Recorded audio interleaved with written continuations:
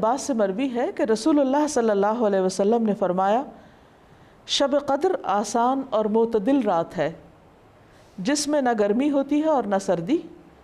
اس صبح کا سورج اس طرح طلوع ہوتا ہے کہ اس کی سرخی مدھم ہوتی ہے، یعنی سورج کی ایک نشانی بتائی گئی، لیکن ظاہر ہے کہ وہ تو جب رات گزر جاتی ہے پھر ہی نظر آتا ہے، اس لیے اس پر نہیں رہنا چاہیے کہ فلاں رات تھی یا فلاں رات تھی، توجہ اس پہ رہنی چاہیے کہ ہمیں ہر رات سے کس طرح فائدہ اٹھانا ہے۔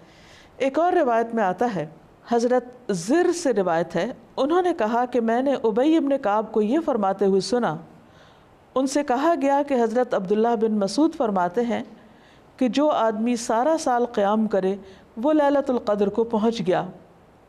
حضرت ابی فرمانے لگے کہ اللہ کی قسم جس کے سوا کوئی معبود نہیں، وہ شب قدر رمضان میں ہے۔ وہ یقین کے ساتھ قسم کھاتے ہیں، اللہ کی قسم بے شک میں جانتا ہوں وہ کون سی رات ہے۔ یہ وہی رات ہے جس میں اللہ کے رسول صلی اللہ علیہ وسلم نے ہمیں قیام کا حکم دیا۔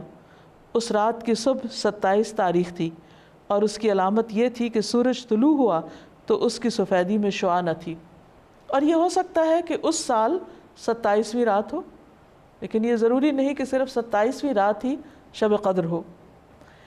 ام المومنین حضرت عائشہ کہتی ہیں کہ میں نے پوچھا اے اللہ کے رسول صلی اللہ علیہ وسلم، اگر میں شب قدر پالوں تو اس میں کیا کہوں، یعنی کون سی خاص دعا مانگوں؟ آپ نے فرمایا کہو اللہم انک عفو کریم تحب العفو فاعف عنی، اے اللہ تو معاف کرنے والا ہے، کرم فرمانے والا ہے، معاف کرنے کو پسند کرتا ہے، پس تو مجھے معاف کر دے۔ اس سے یہ پتہ چلتا ہے کہ اس رات بھی زیادہ سے زیادہ اللہ سبحانہ و تعالیٰ سے بخشش کی دعا کرنی چاہیے، معافی اور درگزر کی دعا کرنی چاہیے۔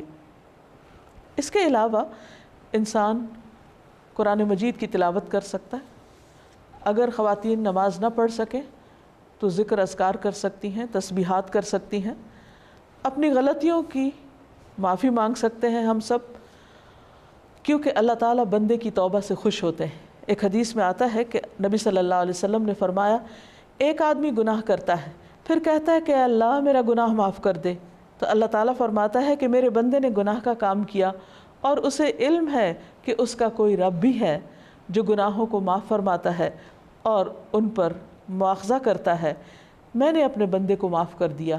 یعنی اللہ تعالیٰ اس بات سے خوش ہوتے ہیں کہ بندہ اللہ تعالیٰ سے معافی کی دعا مانگے۔ پھر اللہ تعالیٰ بخشش کا وعدہ بھی کرتے ہیں۔ رسول اللہ صلی اللہ علیہ وسلم نے فرمایا کہ شیطان نے اللہ عز و جل سے کہا مجھے تیری عزت اور جلال کی قسم، میں تیرے بندوں کو اس وقت تک گمراہ کرتا رہوں گا جب تک ان کے جسم میں روح رہے گی، یعنی جب تک وہ فوت نہیں ہو جاتے۔ اور اللہ تعالیٰ نے فرمایا مجھے اپنی عزت اور جلال کی قسم، جب تک وہ مجھ سے معافی مانگتے رہیں گے میں بھی انہیں معاف کرتا رہوں گا۔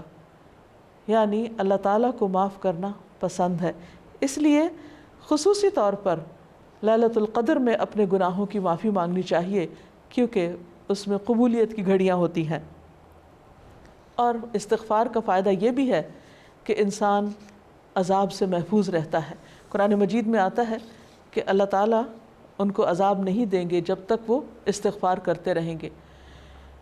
کوئی بھی انسان یا قوم اپنی کوتاہیوں، غفلتوں، گناہوں کی وجہ سے اللہ تعالیٰ کو ناراض کر دیتی ہے، لیکن اللہ تعالیٰ رب الرحیم ہیں، غفور الرحیم ہیں، وہ اپنے بندوں کو معاف کر دیتے ہیں۔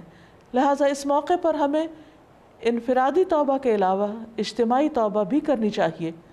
قرآن مجید میں اللہ تعالیٰ فرماتے ہیں وَتُوبُوا إِلَى اللَّهِ جَمِيعًا أَيُّهَا الْمُؤْمِنُونَ، اے مومنو سب مل کر اللہ سے توبہ کرو۔